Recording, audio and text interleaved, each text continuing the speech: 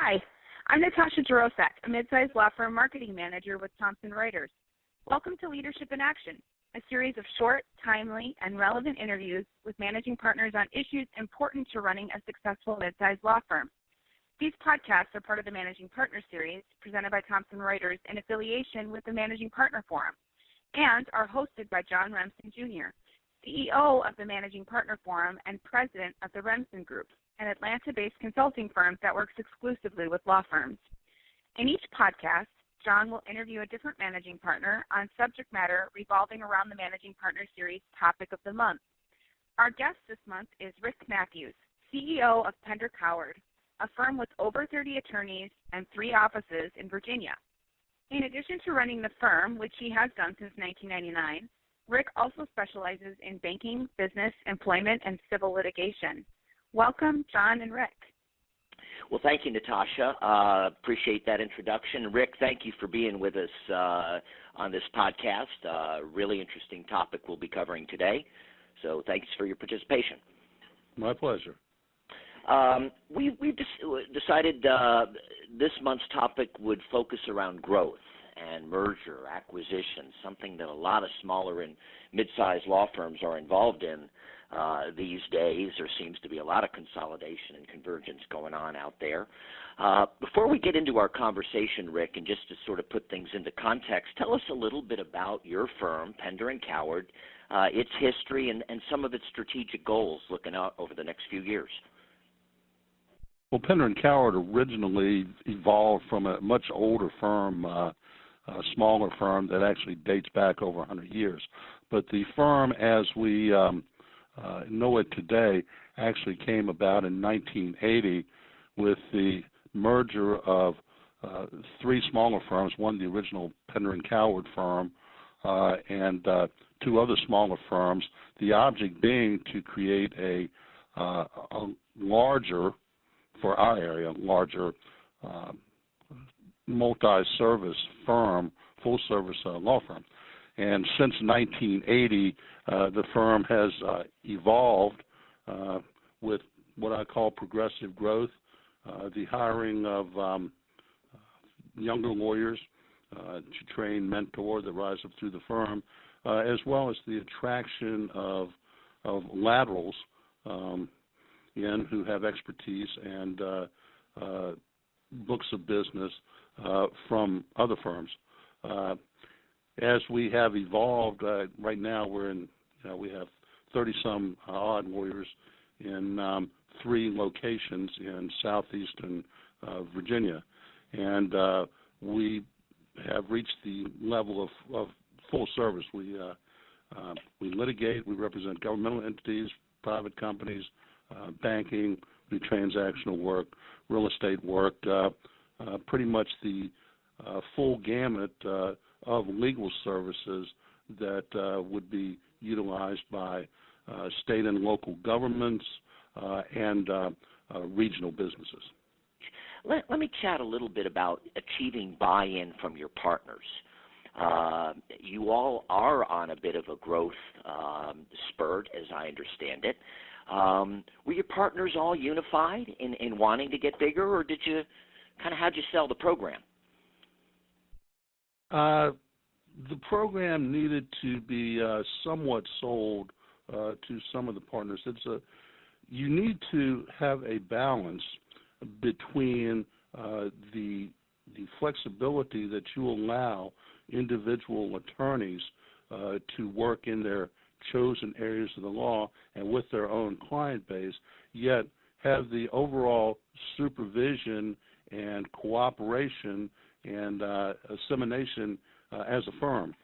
It's a walk that you can logically and carefully take as a managing partner or CEO, but it's a sort of a personal approach as you handle to each one. So yes, there were certain folks in the firm that said, well, I've got a nice book of business. This is what I do. I don't need to be involved with anything bigger.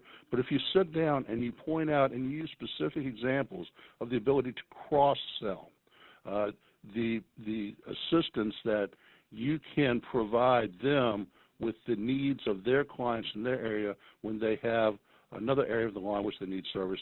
The cross-selling and the not only cross-selling but cross-service. If they have a client, it's already their client. They may do all of their corporate transactional work, but that client is going to come to them and say, my son got in some trouble at college and he's got a criminal charge, or my brother's just in an awful marriage and he needs to get out, or gee whiz, my parents have done well and now they want an estate plan. The corporate lawyer can't do all of that. You can't. The days of the general broad practitioner are over. So I'm with you right there. The collection of specialists, and so on the occasions where you did get some resistance to growth, it was more that one-on-one thing. You just sort of sold it to them. Power of persuasion. Is that fair to say? I think it's fair to say, and people, if you allow people to think and understand, you're in the business as a managing partner. You're in the business of selling ideas and concepts to your own partners. You have to know the personalities, what makes your partners tick, as to how you handle the approach. Some people you need a firmer approach. Some people it's a soft sell. Drilling down on your firm's growth strategy a little bit and how you all sort of figured out in which areas you wanted to grow or not grow. How did you go about that process of defining the sort of the niches? Were you looking for books of business? Were you looking for expertise? How'd you go about that process, and what are you looking for, if you're willing to share it with us? Well, I think one thing that you've got to know and understand is the nature of the area in which your firm is located. We're in Southeastern Virginia. In Southeastern Virginia, quite frankly, there aren't a boatload of Fortune 500 companies. You have a lot of regional and local businesses and entities that, to a large degree, center around providing services to the government. Norfolk hosts one of the largest concentrations of military personnel in the world. This area is home to the largest naval base in the world. Now, that doesn't mean that your focus is on the military personnel themselves. But when you have hundreds of thousands of military folks and ships and planes and that sort of thing, think of the wide multitude of services that have to be provided to them through defense contractors, and then the folks that supply the defense contractors, the folks who work for the companies that supply the defense contractors who supply the government. You have to know the nature of your area. Really know your market. So that you know your market. That's correct. That's why a large part of our practice involves dealing with governmental entities or folks doing business with governmental entities. We have several partners who deal exclusively in contracting and focus on government contracting. Just for an example. So the first thing, you need to know your market area. Once you define your market area, you see what's hot in that area, where there's a need and things that you don't do. And then for us in this area, what I look for in the way of laterals, quite frankly, are folks who have built a book of business serving, smaller and mid-sized businesses and that sorts of things in firms that get acquired by large multi-state firms. There are several in this area. I'm a big believer in culture, firm culture, and building a firm culture that attracts talent, keeps talent. attracts clients and keeps clients, a place where there's a forward-thinking philosophy, teamwork, sharing, firm first, cultural compatibility. As you bring in laterals, what are you doing to assure that they will fit with your firm's culture, be good team players, get along with your other lawyers? How do you assess that you're getting good fits in the cultural aspect of things? Well, the first thing you have to do is you have to have extensive due diligence on a person before you even approach them about moving to join with you. You do the best due diligence that you can.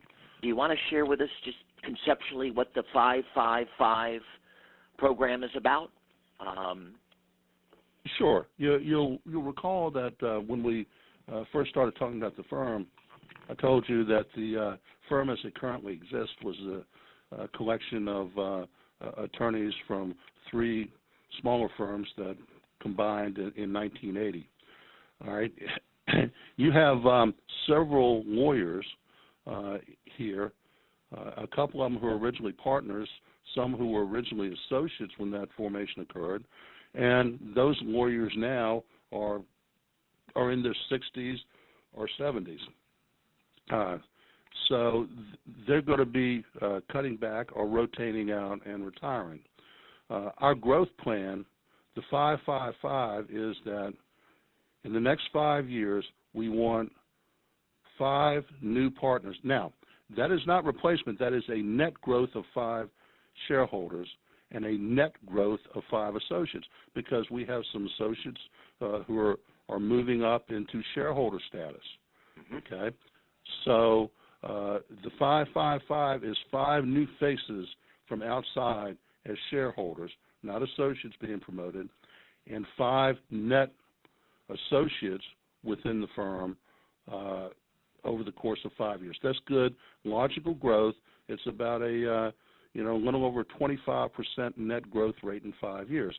We're not looking at being acquired. We would lose our identity.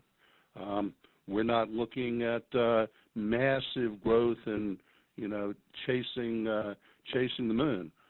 We're looking at good, logical growth with good people, continuing to grow and expand our existing practice areas. And well, I think you guys got a good thing going, and I think the mid-sized firms can thrive in this market. There's so many opportunities if they embrace a lot of the vision, the strategy that you have brought to your firm, and just to get bigger, that's not necessarily, I think, where firms need to be. You don't have to merge to succeed and grow. I think, taking good care of what you do, well-niched, taking care of those clients, strong leadership, mid-sized firms will do just fine. So, Rick, I want to thank you very much for your time, and we'll kick it back to Natasha for our wrap-up. And, again, thank you for your remarks and for your time this morning. You're certainly welcome. Thank you so much for joining us for this edition of Managing Partner Series Leadership in Action. For more information and resources, visit legalsolutions.com/managing-partner.